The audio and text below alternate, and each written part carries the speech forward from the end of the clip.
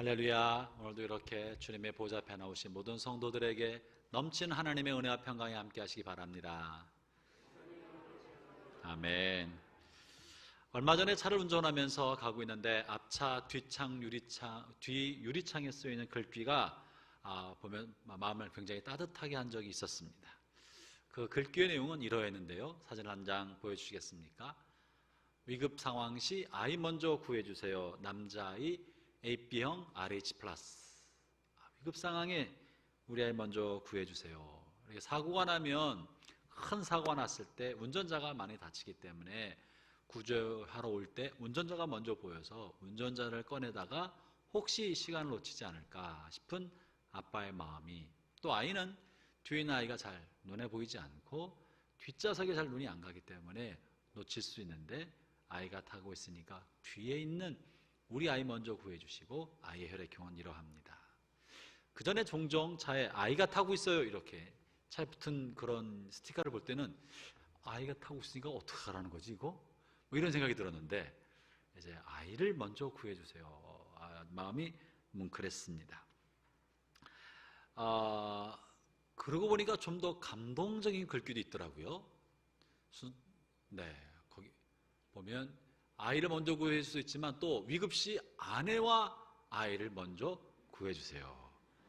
이야, 아내란 말 하나 집어넣어서 이 사람 얼마나 많이 또 이렇게 점수를 받았겠어요? 훌륭한 것 같아요. 그죠? 네. 위급시 아내와 아이를 먼저 구해주세요. 아이 구하고 아내 구하고 나는 제일 마지막에. 아마 이거 아빠, 남편 된 운전자들의 마음이 그러하지 않을까 싶습니다.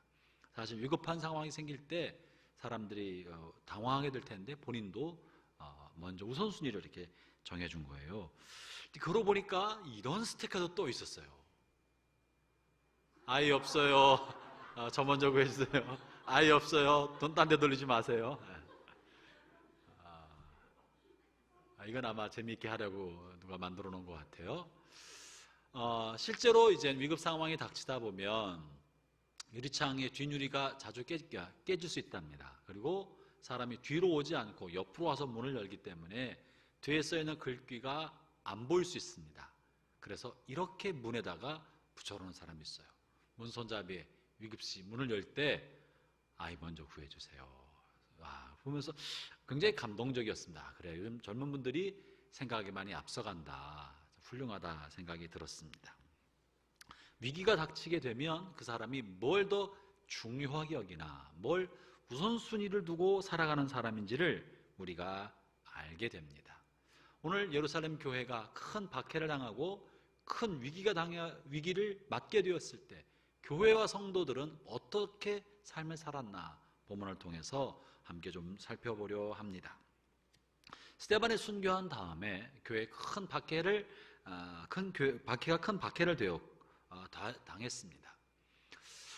우리가 생각할 때 위대한 순교, 거룩한 순교를 하고 나면 그것이 감동이 돼서 복음 전파에 도움이 되고 교회의 부흥을 찾아오고 사람들이 죽음의 순간에도 미움을 표현하지 않고 죄를 용서하기를 원했던 스데반의 모습을 보면서 더 많은 사람들이 교회를 오고 감동을 받을 줄로 생각했는데, 실제로 그런 일이 벌어지지 않고 미움이 더 증폭되고 배가 되면서 더 많은 사람이 순교를 당하게 되었고 많은 사람이 감옥에 투옥받게 되었습니다. 교회에 부흥이 온 것이 아니라 집집마다 다니며 사람을 잡으러 다니고 예배당에 모이지도 못하게 되어서 교회가 완전히 쪼개지게 되어버렸습니다. 사람들이 다 흩어졌습니다. 심지어 갓 안수받은 안수집사 7명 중에 1명은 돌아가시고 나머지도 성전에 남아있지 못하고 다 흩어지는 상황이 된 것입니다. 어쩌면 성도들이 생각할 때 악이 선을 삼켜버린 것처럼 느껴졌을 거예요. 어쩌면 성도들이 생각할 때 하나님이 교회를 버리셨나 싶은 마음이 들지도 몰라요. 어쩌면 성도들이 생각할 때 왜 하나님이 교회를 돌보지 않으시고 우리에게 이런 큰 고통을 주시나 라고 생각했을지 모릅니다. 여러분, 그런데 우리가 하나님의 큰 역사적 경륜을 통해 살펴볼 때 예루살렘 교회의 어마어마한 부흥, 한 번에 1000명, 2000명, 3000명씩 몰려오는 엄청난 부흥으로 사람들은 예루살렘 교회 안에 집중하고 있었으나 하나님의 경륜과 하나님의 뜻은 다른 데에 있었던지도 모릅니다. 그래서 이 박해 사건 이후로 예루살렘 교회는 사도행전의 중심 무대로부터 벗어나게 되고 하나님의 관심과 관점이 다른 지역으로 향하고 있다는 사실을 발견하게 됩니다. 그래서 이것은 하나님께서 돌보시지 않으시는 것이 아니라 하나님의 경륜이 다른 방향으로 흘러가고 있다는 것을 사건을 통해 말해주고 있는 것이죠. 그래서 박해라는 특별한 방법을 통해서 하나님은 하나님의 백성을 비자발적으로 흩어지는 선교사로 만들어 주셨던 것입니다. 하나님의 생각은 사람의 생각과 달랐고 하나님의 품으신 뜻은 우리의 생각의 격과는 근본적으로 차이가 있었습니다. 사실 하나님이 미리 말씀하셨어요. 사마리아와 땅끝까지 가라고 말씀하셨는데 알아차리지 못했던 사람이 순종하지 않고 여기가 좋사오니 하고 머물러 있다가 순종하지 않고 알아차리지 못하니까 하나님이 흩으신 것 아닙니까? 그래서 흩어지는 교회로 우리가 지난주에 이런 말씀을 살펴보았습니다. 하나님은 박해라는 특별한 방법을 통해 하나님의 백성을 흔히 비자발적으로 흩어지는 선교사로 쓰셨다는 것입니다. 그러면 하나님께서 이 박해와 고난을 만들어내신 건 아니지만 사용하셔서 하나님의 경륜을 이루어가고 있다는 것을 보았다는 것이죠. 그러면 우리가 이 하나님으로부터 온 고난 또는 여러 가지 우리의 삶에 부딪히는 역경을 생각할 때 어떤 관점을 가져야 되겠습니까? 일반적으로 우리가 교회가 박해를 받는다, 핍박받는다, 또 정부가 교회에 대한 편파적이다 이런 말을 하려 할 때 먼저 우리가 우선적으로 생각해 보아야 하는 것은 사람들이 교회를 욕하고 비난하고 정부나 환경이 이러할 때 이게 과연 타당한가를 먼저 점검해야 합니다. 사실 적지 않은 경우에 교회가 받는 박해, 성도들이 받는 비난의 원인 중에는 적지 않은 경우에 교회가 잘못해서 그런 경우가 있어요, 없어요? 있어요. 있는 거예요. 우리가 사람들이 볼 때 비도덕적인 행동을 하거나 비윤리적인 행동을 하거나 상식에 벗어난 일을 해서 민폐를 주고 있다면 이것은 박해입니까? 박해가 아닙니까? 그건 박해가 아니에요. 잘못해서 욕을 먹는 걸 박해로 가면 어떻게 하겠습니까? 완고하고 고집불통인 사람이 인셈이 되는 거예요. 우리가 잘못하고 비도덕적으로 하고 민폐를 주었을 때 받는 비난은 우리가 마땅히 고쳐야 하는 것입니다. 어쩌면 우리가 잘못 때문에 사람들의 마음에 하나님의 영광이 가릴 수 있는 거예요. 어쩌면 그들이 너희들이 똑바로 산다면 우리가 이런 말을 하겠느냐, 예수 믿는다는 너희랑 안 믿는 우리가 다른 게 뭐냐, 더 못하다. 교회를 기득권 집단 혹은 이기적인 집단, 자기밖에 모르는 집단으로 보고 있다면 전도의 문이 막힐 것입니다. 그래서 먼저 우리가 박해를 받을 때 또 욕먹는 것처럼 여겨질 때 먼저는 우리가 잘못한 거 없는가를 먼저 살펴야 합니다. 도덕적으로 반듯한지 윤리적으로 반듯한지 사람들 수준의 상식적으로 우리가 문제가 잘못한 건 아닌지 민폐를 주고 있지는 않은지, 그리고 나서 그것이 타당하고 우리의 삶이 이것저것 살펴봐도 문제가 없다면 그러면 이것은 영적인 전쟁입니다. 그것은 영적인 문제인 거예요. 사단이 우리를 무너뜨리게 하고 복음 전파를 방해하고 교회를 좌초시키기 위하여 사단이 만들어낸 책동인 것입니다.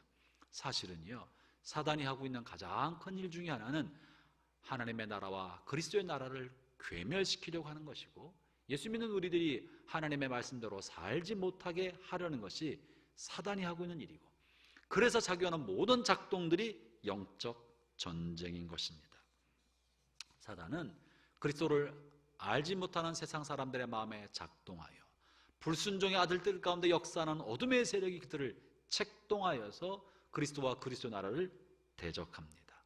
복음 전파를 막습니다. 교회를 위축시킵니다. 하나님의 뜻대로 살면 손해보는 것처럼 만들어서 하나님의 말씀대로 살지 않도록 우리를 이끌어 가려고 하는 것입니다. 그것은 결국 사단이 그리스도를 대적하는 것입니다. 사도행전 9장에 보면 사울이 기세가 등등하여 예수 믿는 사람들을 박해하고 교회를 잔해시키기 위하여 다메섹으로 하던 길이었었습니다.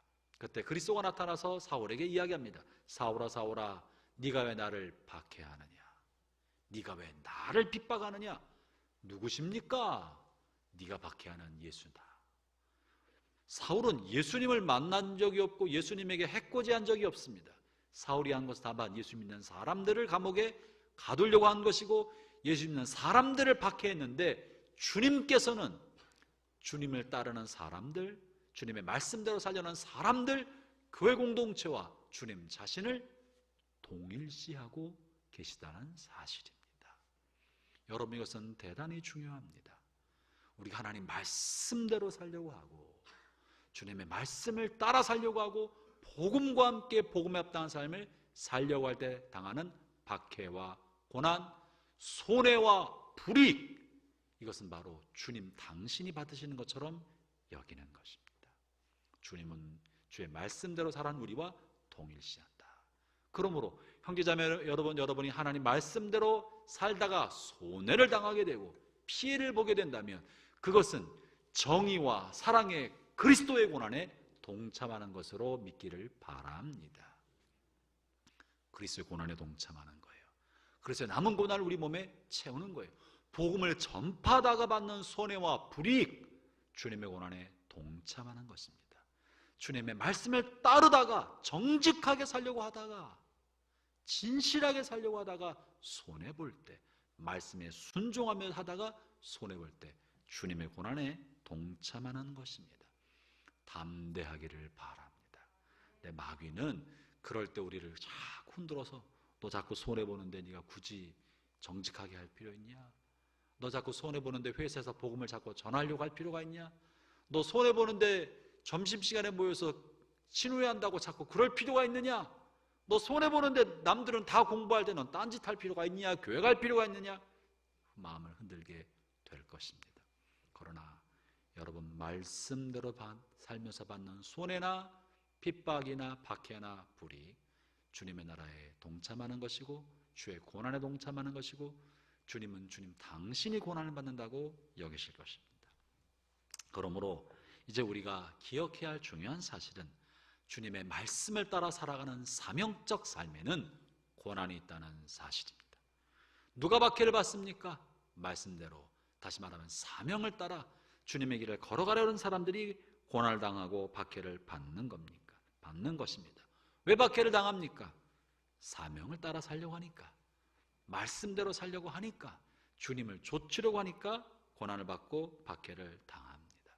예수님이 그러셨습니다.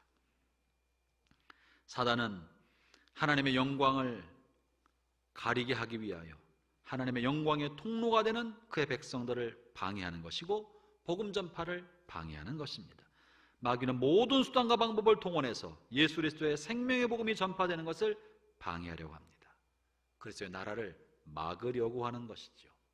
사도행전 4장에 보면 사도들이 복음을 강력히 전파할 때 제사장의 무리들과 또 바리새인들이 들고 일어나서 박해했던 것이 실려 있는데, 그때 사도들이 이렇게 기도합니다. 사도행전 4장 25절과 26절을 한번 보겠습니다. 읽어보죠. 시작. 또 주의 종 우리 조상 다윗의 입을 통하여 성령으로 말씀하시기를 어찌하여 열방이 분노하며 족속들이 허사를 경영하였는고, 세상의 군왕들이 나서며 관리들이 함께 모여 주와 그의 그리스도를 대적하도다 하시니로소이다.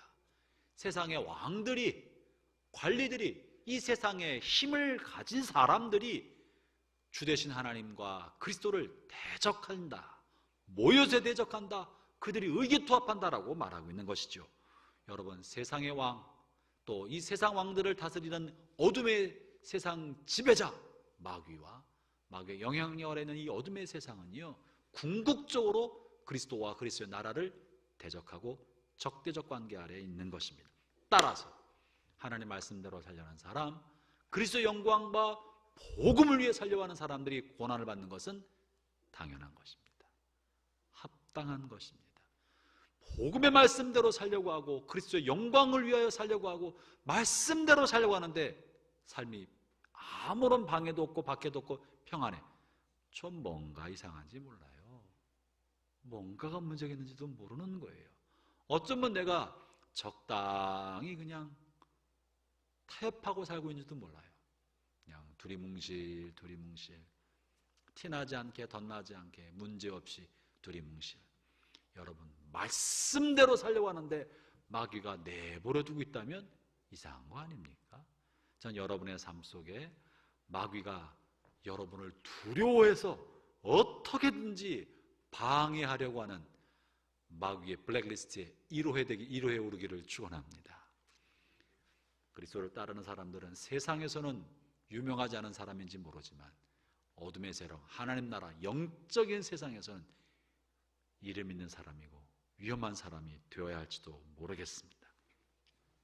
사명을 따라 살아가는 사람, 말씀대로 살려는 사람들이 고난을 받는 것은 당연한 것입니다. 여러분이 복음으로 인해 고난을 당하고 말씀대로 살 때 어려움을 겪어들라 올 것이 왔다고 여기기를 바라는 것입니다. 애꿎은 고난 속에는요, 사명이 감추어 있습니다. 신앙과 사명은 고난을 통해서 자라고 확인됩니다. 이 세상 사람 중에 핍박, 박해, 역경을 좋아하는 사람이 어디 있겠습니까? 아무도 고통받는 건 원치 않습니다. 사람들에게 손가락질 받는 것을 즐기는 사람이 어디 있겠습니까? 아무도 원치 않습니다. 아픔과 시련, 좌절과 손해, 인간적으로 감당할 수 없는 괴로운 일들이 우리가 그것을 좋아할 사람이 어디 있습니까? 그러나 그것을 잘 감당하고 받아들일 때 놀랍게도 그를 통하여 우리 내면이 다듬어지고 인격이 성장하고 마땅히 내가 버려야 할 것들을 버리면서 탈피를 통해 새로운 차원의 성숙이 이루어지게 됩니다. 그래서 영국 속담에 이런 말이 있어요. 잔잔한 바다에서는 좋은 어부가 나올 수 없다. 거친 파도와 맞서면서 훌륭한 어부가 만들어진다는 것이죠. 그래서 마귀는 우리를 무너뜨리기 위하여 시련과 박해와 고난을 주지만 하나님은 악인의 악, 마귀의 시련을 통하여서도 하나님의 백성을 연단시키고 훈련시켜서 성숙의 경지로 이끌어 가시는 것이에요. 그런데 내게 아무런 어려움이 없어요. 박해도 없고 시련도 없어. 그저 편안한 어린 아기의 신앙의 단계에 머무를지도 모르는 것입니다. 형제자매 여러분, 복음 전파를 시도하기를 바랍니다. 강력하게 전도하기를 시도하기를 바랍니다. 아울러 여러분의 삶의 원칙대로, 말씀의 원칙대로 철저히 적용해 보기를 바랍니다. 그래서 겪는 손해를 감수해 보기를 바랍니다. 그것이 우리의 신앙을 성장시켜줘요. 손해보지 않고 적당히 살려 할 때 어떻게 하나님의 놀라운 섭리를 경험할 수 있습니까? 주님이 무언가 우리에게 드리도록 요청할 때 과감하게 드려보고, 주님 우리의 시간을 요청할 때 과감하게 헌신하고 드려보고, 주님 무언가 하도록 영적인 사인을 주고 마음에 감동을 주고 말씀을 주면 100% 있는 그대로 순종하는 결단을 통하여 삶이 때로는 빡빡하고 어려운 터널을 지날지 모르지만 그런 걸 통해 성장하는 거예요. 딱딱한 음식을 먹지 않고 어떻게 장성한 분량에 이르겠습니까? 그런 거를 두려워하지 않기를 축원합니다. 사명을 받고 말씀대로 살려는 사람에게 부딪히는 고난은 당연하다. 그리고 사명을 받고 말씀대로 살려는 사람은 박해의 터널을 뚫고 달려가는 것입니다. 고난의 터널을 뚫고 달려가는 것입니다. 제자들은 고난과 박해가 다가오자 예루살렘을 떠나 도망갔습니다. 산지사방에 흩어졌습니다. 예루살렘 성전은 사도들만 남아서 지키고 있었습니다. 안수받은 빌립 집사님도 성전을 떠나서 타지로 가야만 했었습니다. 그런데 단지 목숨을 연명하기 위해서 도망간 것이 아니었습니다. 그들은 하나님의 뜻을 다 알지 못했지만, 왜 이렇게 하신지 뜻을 알아차리지 못했지만 마음속에 분명한 사실은 살든지 죽든지 어디를 가든지 내게 맡긴 그리스도의 사명은 뭐다? 복음 전파다. 복음 전파다. 너희는 가서 모든 족속으로 제자를 삼아 아버지와 아들과 성령의 이름으로 세례를 주고 내가 너희에게 가르쳐 분부한 모든 것을 지키게 하라. 이것이 당시의 사도들과 제자들과 집사님들이 갖고 있는 불붙은 사명감이었습니다.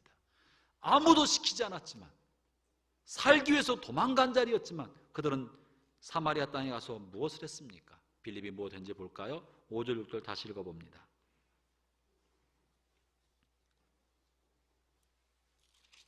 시작. 빌립이 사마리아 성에 내려가 그리스도를 백성에게 전파하니 무리가 빌립의 말도 듣고 행하는 표적도 보고 한 마음으로 그가 하는 말을 따르더라.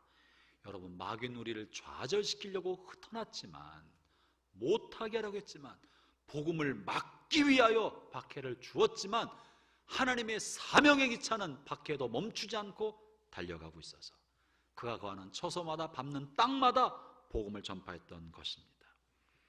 마귀는 예수 믿는 것을 부끄럽게 여기고 신앙생활하는 것을 사람들이 볼 때 부끄럽게 여기게 하려고 합니다. 시도합니다. 예수님을 전하는 것을 두렵게 만들기도 합니다. 그리고 마귀는 교회를 파괴하려고 공격하고 내적인 분열을 유도하며 외적인 박해를 통해 교회를 침몰시키려고 합니다.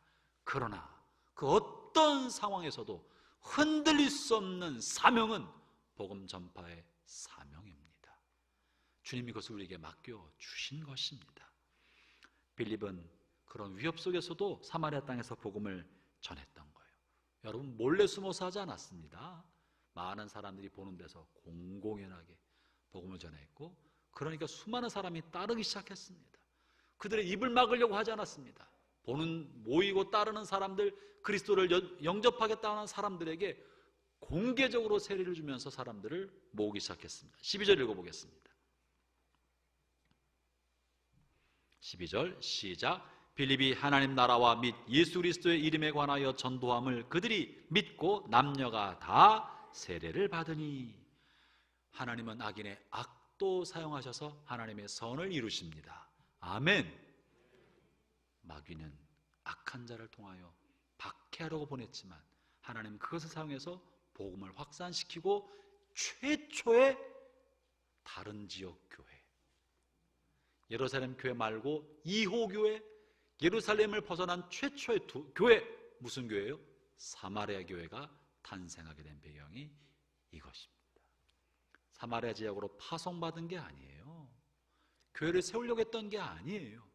그저 박해를 피해 흘러가는 길에서도 마음에 사명이 있었기 때문에 만나는 사람에게 복음을 전파했고, 강력하게 복음을 전파하니까 사람들이 받아들였고, 받아들이니까 오는 사람들을 마다하지 아니하고 세례를 주어서 사마리아 지역에 교회가 만들어지게 되었던 것입니다.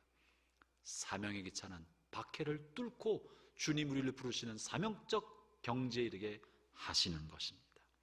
저는 저나 여러분이나 하나님 우리를 부르셨을 때 우리에게 사명을 주신 줄로 믿습니다.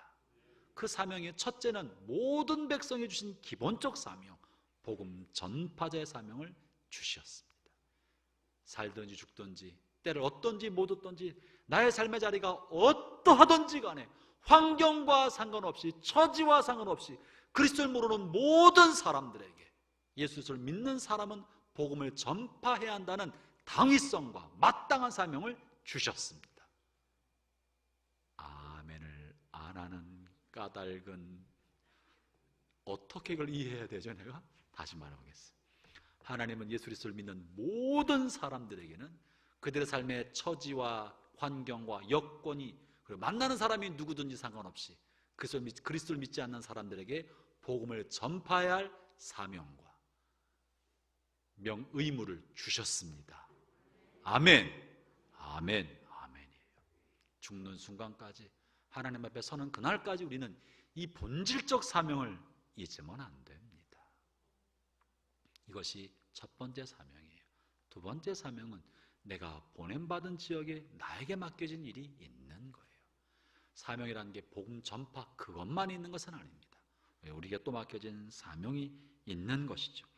그래서 먼저 우리의 삶에 부딪히는 모든 사람에게 이 우선적 사명, 본질적 사명을 망각하지 않고 다시 한번 우리의 마음속에 이 복음 전파의 사명, 영혼구원의 사명의 불길이 다시 일어나기를 축원합니다. 어떤 한 비행기가 비행 중에 엔진 고장이 일어났습니다. 소리를 내면서 급격히 고도를 낮추어 추락하게 되었습니다. 비행기 안에 탄 사람들은 공포로 패닉에 빠졌습니다. 두려움에 소리를 지르고 난리가 났습니다. 그런 와중에 어떤 한 분은 태연하게 그냥 그 자리에 앉아 계신 분이 계셨어요. 그 옆에 계신 한 승객이 볼 때 이상한 거죠. 저 사람은 왜 이렇게 가만히 태연하게 가만히 있나, 난리가 났는데. 그 옆에 있는 자기 앞에 있는 그 사람한테 이 승객이 물어봅니다. 아니, 비행기에 이렇게 추락하고 있는데 당신은 두렵지도 않아요? 어떻게 태연하게 가만히 있을 수 있습니까? 당신 뭐 하는 사람이요? 아니, 그분이 대답합니다. 나는 목사입니다. 그 말을 물어봤던 사람들이, 아, 그래요, 잘 됐습니다. 목사님이시군요. 지금 우리 비행기가 추락하게 되었으니까 당신은 하나님 앞에 빨리 기도 좀 하세요. 간절히 기도하게 하세요. 우리 좀 살려달라고, 이 비행기가 추락하지 않게 해달라고 제발 좀 기도해달라고 부탁했습니다. 애원하고 매달렸습니다. 그러자 목사님께서 그렇게 애원하고 부탁한 옆에 사람을 물끄러미 쳐다보면서 이렇게 말했다고 합니다. 저도 그랬으면 좋겠는데 이 비행기가 떨어지고 안 떨어지고는, 그리고 사람이 죽고 안 죽고는 천국 기획국이나 비서실 소관이지 제 소관이 아닙니다. 저는 영업 파트를 담당하고 있습니다. 저는 실적만 올리면 됩니다. 예수 믿으십니까? 그리고 떨어졌답니다. 이 이야기는 좀 크지만 우리의 삶의 위기와 환경이 어떠하든지 간에 정말 중요한 건 내게 맡긴 본질적 사명이 무엇인가를 기억하고 이 본질적 사명에 충실한 삶을 살아야 된다는 것을 말해주는 것이죠. 여러분, 하나님은 우리에게 다 사명을 맡겨 주셨어요. 일 때문에, 환경 때문에, 처지 때문에 못합니다, 안 됩니다, 어렵습니다, 힘듭니다. 나의 삶에 사명이 사라지는 그날, 나는 더 이상 세상에 살아갈 이유가 없는 날이 될 것이고, 내 사명이 끝나는 그날 어쩌면 주님이 우리를 부르시는 날이 될 것입니다. 사명이 남아있는 한 절대 죽지 않습니다. 아멘을 역시 안 하시는 분들은 아무 때나 주님 앞에 부르심 받아도 좋겠다고 생각하는지도 모르죠. 사명이 남아있는 한 결코 우리는 죽지 않습니다. 사명이 남아있는 한 망하지 않습니다. 하나님 삶의 형편과 환경을 이끄셔서 어떻게든지 간에 우리에게 맡긴 사명을 이루고자 하시는 거예요. 우리에게 맡겨진 사명, 본질적 사명, 영혼구원의 사명은 이 지구상에 그리스도를 알지 못한 사람이 단 한 사람이라도 남아있다면 우리의 사명은 끝나지 않습니다. 끝나지 않았습니다. 교회가 다시 한번 이 영혼구원의 사명에 불붙어야 할 거예요. 그래서 올해 우리 표를 전도는 사랑입니다 라고 정하고 매주 주보마다 이렇게 써놨어요. 물어볼까요? 여러분, 올해 매주마다 주보를 보고 계신데 올해 몇 명이나 전도하셨나요? 몇 명을 교회 데리고 왔느냐를 물어보는 게 아니에요. 몇 명에게 복음을 전하였습니까? 데려오는 거야 어떻게 오지 못하게 하는데 데려올 수 있겠어요? 그죠? 오지 못하니까 못 데려오고, 그걸 말하는 게 아니라 데려오지는 않아도 복음을 전하는 데는 누가 뭐라고 합니까? 복음 전하는 것을 정부가 언제 막은 적이 있었습니까? 누가 막았습니까? 몇 사람에게 복음을 전하셨습니까? 아마 각자 다 처소에서 하셨을 거라고 믿습니다. 여러분, 전도는 시간과 여건과 때랑 상관이 없습니다. 때를 얻든지 못 얻든지, 여건과 처지가 어떠하든지 내 곁에 그리스도를 아직 알지 못하는 사람이 있다면 우리는 마땅히 그에게 복음을 전해야 할 것입니다. 이 일은 멈출 수가 없는 것입니다. 어떻게 빌립이 복음을 전파했나요? 5절을 다시 한번 보죠. 빌립이 전파한 이 낯선 사람, 어울려 보지 않았던 사마리아 사람, 유대인으로서 빌립은 사마리아 사람과 어울리지 않고 아주 남남처럼 살았던 사람인데요, 어떻게 해서 유대인의 말을 그들이 듣게 되었을까요? 5절 다시 한번 빌립이 어떻게 했는가 생각해 보면서 읽어보죠. 시작. 빌립이 사마리아 성에 내려가 그리스도를 백성에게 전파하니 무리가 빌립의 말도 듣고 행하는 표적도 보고 한 마음으로 그가 하는 말을 따르더라. 먼저 말을 들었는데요, 말을 듣고 따라갔던 것이 아니고요, 행하는 표적을 보고 따라갔다고 합니다. 복음은 말로 전파되는 것이지만 말로만 전파되는 것이 아닙니다. 그가 행하는 삶의 모습을 보고 복음으로 말미암아 변화된 그 사람의 삶의 모습을 보고 그가 전하는 말을 신뢰하면서 따라가게 되어 있습니다. 형제자매 여러분, 우리의 말과 행실을 일치시킵시다. 주변 사람들이 여러분의 삶의 모습이 복음이 되게 하십시오. 주변 사람들의 여러분의 표정과 언어와 여러분이 하는 일들이 그리스도의 말씀을 보여주는 표적이 되게 하십시오. 그러면 사람들이 여러분의 말을 신뢰하게 될 것입니다. 사마리아 사람들은 빌립의 말뿐만 아니라 그가 보여주는 그의 모습을 보면서 그의 말을 신뢰하고 마침내 복음을 받아들였고 사마리아의 교회가 생기게 되었던 것입니다. 형제자매 여러분, 지금은 여러모로 우리는 어려운 시간을 지나고 있습니다. 코로나로 인하여 교회가 적지 않게 한국 교회가 욕을 먹고 있고 어려운 처지에 빠져 있고 모임 자체를 어려워하고 참여하는 것을 힘들어하는 시기입니다.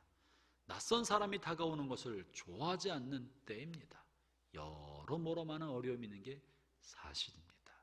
그러나 그렇다고 하여도 복음 전파를 멈출 수는 없지 않겠습니까? 그렇다고 우리의 사명이 끝난 건 아니지 않습니까?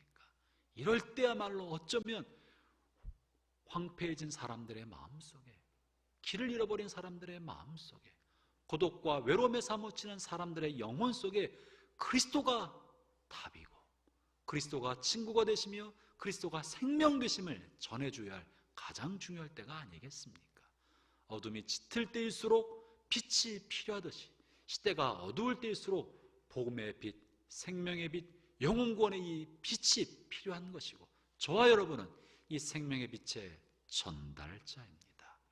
우리가 이 빛을 비추지 아니하면 세상의 어둠은 더욱더 짙을 것이고 짙은 어둠 속에 살아가는 사람들은 희망이 없게 됩니다. 형제자매 여러분, 다시 한번 우리 안에 영혼 구원의 사명의 빛을 밝힙시다. 이때야말로 우리가 이 사명에 대한 헌신이 필요할 때입니다. 이때야말로 참다운 헌신이 필요할 때입니다. 사명에 따라 살아야 할 때인 것입니다. 여러분, 좋을 때는요 누구나 다 쉽게 함께 합니다. 다 으쌰으쌰 할 때는요 다 거기 참여하는 게 어렵지 않습니다. 사람들이 모여들기 시작할 때, 함께 할 때, 신날 때, 어쩌면 그럴 때는 다 합니다.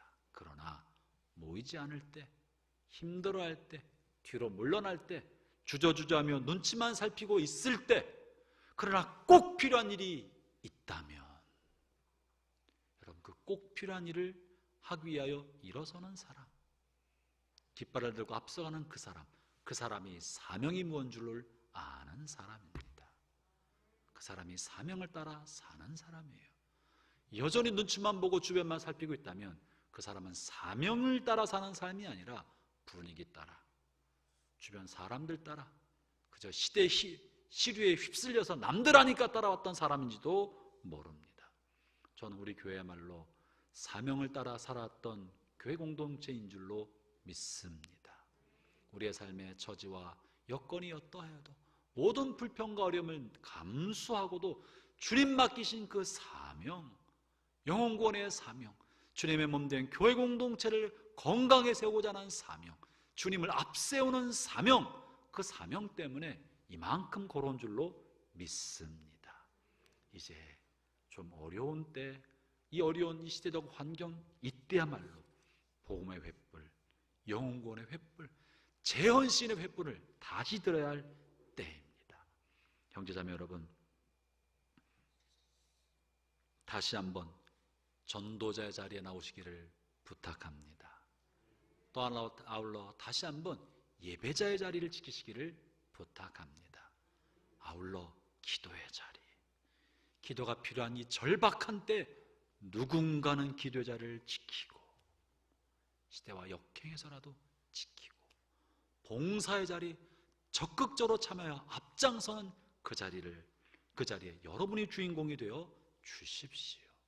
그러면 교회가 이 어려운 시대를 딛고 일어서서 이 시대에 횃불이 될 수 있을 줄로 믿습니다. 지금 어느 교회가 전도자의 불길을 들겠습니까? 지금 어느 교회가 기도운동을 일으키겠습니까?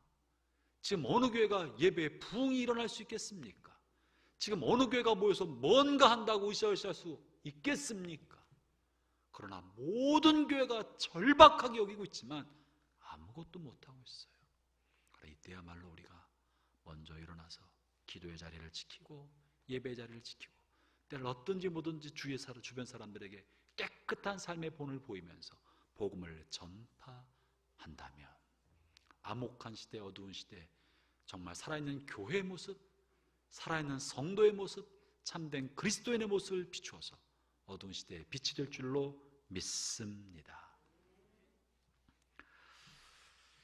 세계적인 시사주간지인 타임즈지가 몇 년 전 미국을 움직이는 가장 영향력 있는 인물을 100명을 발표한 바가 있었는데, 당시에 이 IT 업계의 최고의 리더였고 많은 사람들의 각광받았던 빌 게이츠도 그 랭킹에 들었었고, 당시에 미국의 대통령도 그 랭킹에 들어있었습니다. 많은 영향력 있는 사람들이 100위 안에 들었는데 그 중에 탑 1위를 한 사람은 정치인도 아니고 기업인도 아니고 흑인 여성이 1위에 올랐었습니다.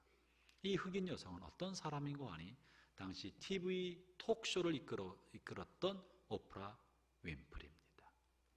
잘 알려진 오프라 윈프리, 이 사람이 TV 방송을 하면 미국 전 국민들이 그의 방송을 주목하고 보고 있고, 그가 방송 중에 어떤 책을 한 권 소개하고 책에 나와 있는 글귀라도 하나 읽으면 그 다음날 그 책은 베스트셀러가 되는 거예요.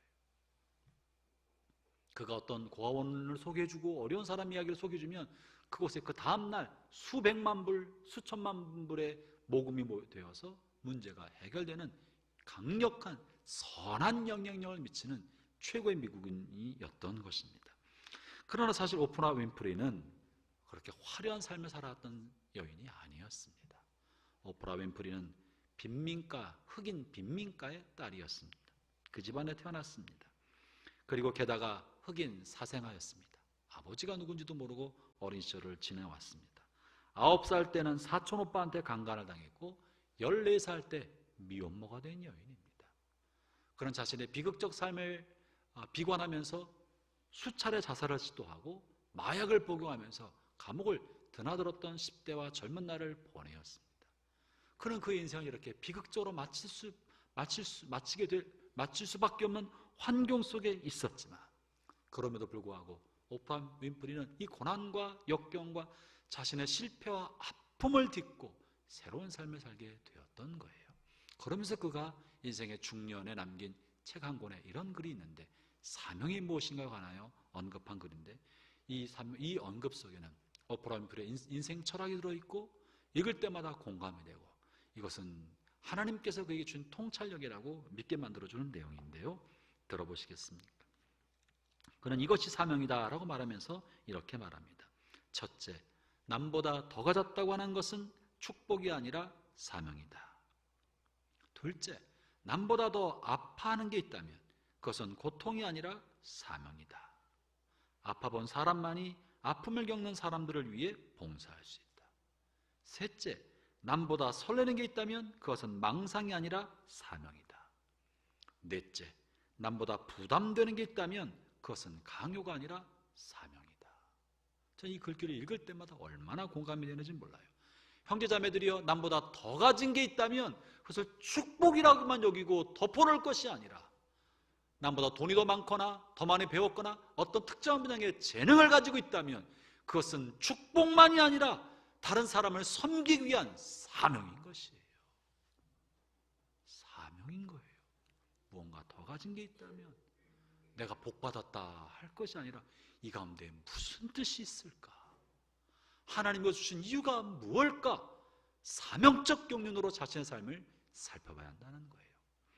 만약에 나에게 남보다 더 아픈 것이 있다, 어린 시절의 아픔과 삶의 고통스러운 아픔의 흔적이 있다, 그 아픔은 우리를 괴롭게 하려는 고통이 아니라 아픈 사람을 돕게 하기 위한 하나님의 사명적 경륜이라는 거예요. 왜냐하면 아파본 사람만이 아픈 사람을 도울 수 있기 때문에 그렇습니다.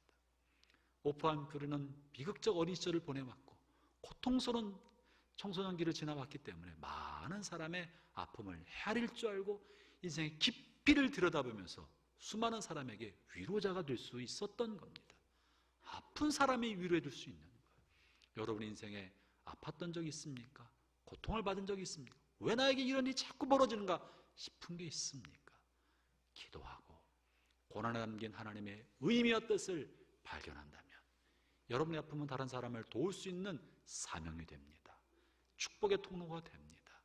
다른 사람이 감당해보지도 못하고 상상도 못했던 어려움을 겪었다면 다른 사람은 상상도 할 수 없는 위로자가 될 수 있고 사람들을 이끌어내는 격려자가 될 수 있습니다. 이것이 사명적 경륜으로 나의 삶을 살펴보는 길입니다. 남보다 여러분의 마음을 설레는 무언가가 있습니까? 어떤 생각만 해도 가슴이 뛰고 심장이 박동질하고 그 생각만 하면 잠을 자지 못할 만한 그런 꿈이 있습니까? 여러분 그것은 착각과 망상이 아니라 여러분을 통해 미래를 새롭게 열려는 하나님의 사명입니다. 심장을 뛰게 만드는 그 무언가, 여러분을 흥분시키는 그 무언가, 그것은 여러분을 통해 무언가 하고자 하는 하나님의 사명입니다. 전 다시 우리 교회 공동체가 가슴을 설레게 만드는 비전, 그 사명을 회복하기를 축원합니다. 그렇게 살아야 되잖아요. 우리 10대, 20대처럼은 지날 수 없지만 40대, 50대로서 인생의 후반전을 어떻게 비전과 사명을 따라 같이 있는 삶을 살까? 가슴을 뛰게 만드는 그 뭔가를 가져야 되지 않겠습니까? 남보다 부담되는 거, 이거 왜 나한테 자꾸 보이지? 왜 이 사람이 내 눈에 자꾸 보이지? 하고 누군가를 향한 부담, 무슨 일에 대한 부담, 어떤 교회 문제에 있어서 자꾸 문제로 보이는 어떤 것, 비판의 말들이 튀어나올 만한 어떤 것, 그것은 비판을 하기 위하여 부담을 주게 한 것이 아니라 그 문제를 해결하도록, 여러분이 그 문제를 해결하도록 여러분의 마음에 부담을 준 것입니다. 마음의 부담은 강요가 아니라 사명입니다. 누군가를 향해 아픈 마음이 있습니까? 여러분, 하나님 여러분을 통로로 쓰기를 원하시는 거예요. 어떤 일이 풀리지 않은 수수께끼 때문에 속상한 게 있습니까? 여러분을 통로 쓰고자 하는 하나님의 경륜입니다. 하나님 우리 모든 사람을 사명을 가진 존재로 부르셨습니다. 사명이 있기 때문에 오늘 하루의 생명을 주신 거예요. 아직 우리가 다 해내지 못한 사명이 있기 때문에 생명을 연장시켜 주시는 것입니다. 그 사명을 다 이루어야 마침내 주님 앞에 섰을 때 하나님 주께서 내게 맡긴 일을 내가 다 이루어서 이 땅에 사는 동안의 아버지를 영화롭겠습니다. 이제 창세전에 저에게 주셨던 그 영광으로 저를 다시 한번 영화롭게 해주십시오. 예수님의 기도처럼 그 기도를 우리도 드릴 수 있지 않겠습니까? 형제자매들이여, 지금은 일어날 때입니다.